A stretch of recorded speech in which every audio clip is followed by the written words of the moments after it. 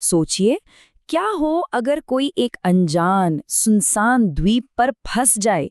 आज हम एक ऐसी ही कहानी की तह तक जाएंगे जहां कुछ लोगों ने कुछ ऐसा करने की ठानी जो बिल्कुल नामुमकिन सा लगता था।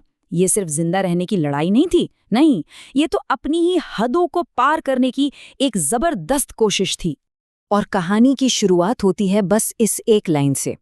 कोई लंबी चौड़ी भूमिका नहीं, कोई चेतावनी नहीं, बस एक कड़वी सच्चाई जो हमें सीधा उस मुश्किल में खींच लेती है जहां हर एक पल दांव पर लगा हुआ था। और यहीं से असली खेल शुरू होता है। एक ऐसी नाव बनाना जो मीलों तक उफनते समंदर का सामना कर सके। सुनने में ये मजाक जैसा लगता है ना? लेकिन सच तो ये था कि उनके पास कोई और चारा था ही नहीं। ये सीधा सीधा जिंदगी और मौत का सवाल था। तो ठीक है, सबसे पहले ये समझते हैं कि आखिर ये नामुमकिन सा काम करने वाले लोग थे कौन और उनके सामने पहाड़ जैसी कौन सी मुश्किलें खड़ी थीं। यहाँ तजुर्बे का जमीन आसमान का फर्क साफ नजर आता है। देखिए, एक तरफ तो थे कुछ यूट्यूबर्स जिन्हें नाव चलाने का जीरो एक्सपीरियंस था, और दूसरी तरफ कुदरत की सबसे बड़ी चुनौतियां। मतलब ये मिशन तो शुरू होने से पहले ही बहुत ज्यादा खतरनाक लग रहा था।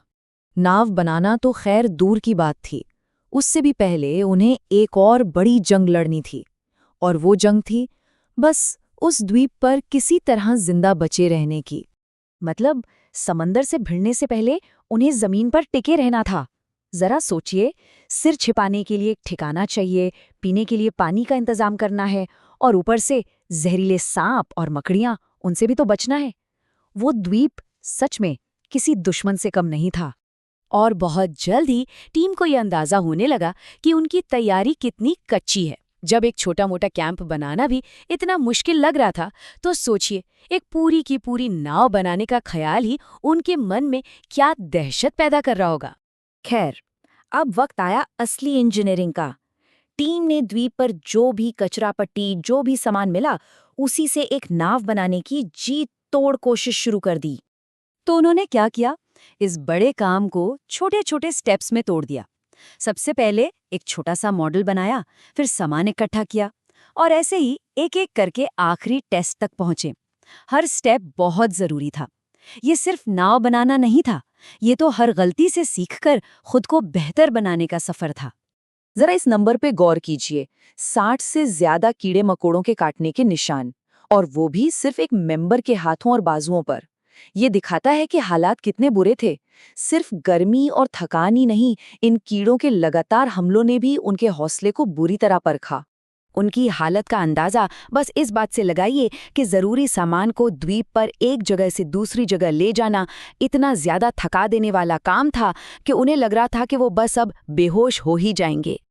और फिर आया एक टर्निंग पॉइंट। दिनों की कड़ी मेहनत के बाद आखिरकार उनका बनाया हुआ वो बेड़ा पानी में तैरने के टेस्ट में पास हो गया। ये उनकी पहली बड़ी जीत थी। वो पल था जब नामुमकिन लगने वाला सपना थोड़ा थोड़ा सच होता दिख रहा था। इस एक कामयाबी ने उन्हें सिर्फ एक नाव नहीं दी, बल्कि उम्मीद की एक नई रोशनी भी दी। तो नाव तो बन गई, लेकिन अब वक्त था असली इम्तिहान का।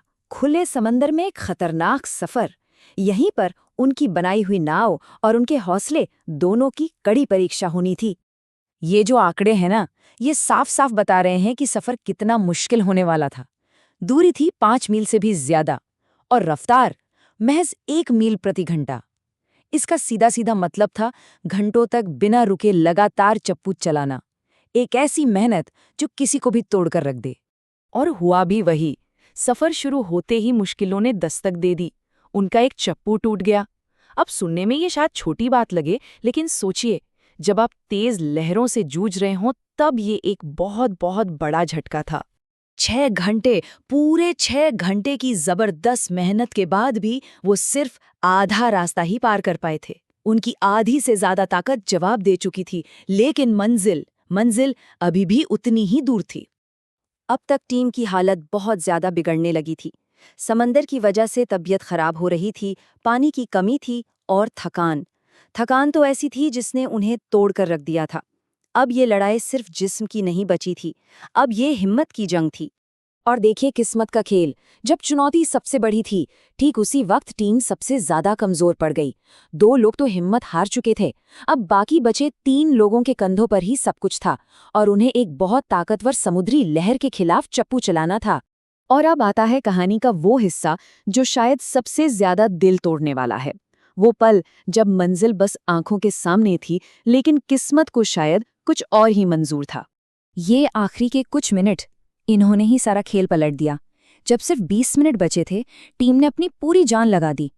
10 मिनट पहले हवा का रुख एकदम उनके खिलाफ हो गया, और आखिरी 5 मिनट में उनकी नाव आगे बढ़ना बिल्कुल बंद हो गई।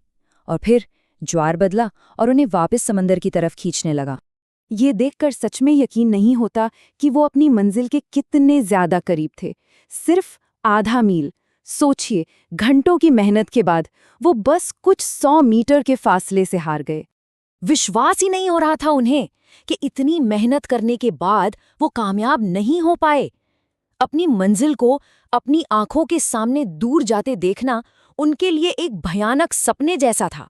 तो अंत में क्या हुआ? लगभग 12 घंटे लगातार चप्पू चलाने के बाद मिशन फेल हो गया। और फेल भी कब हुआ?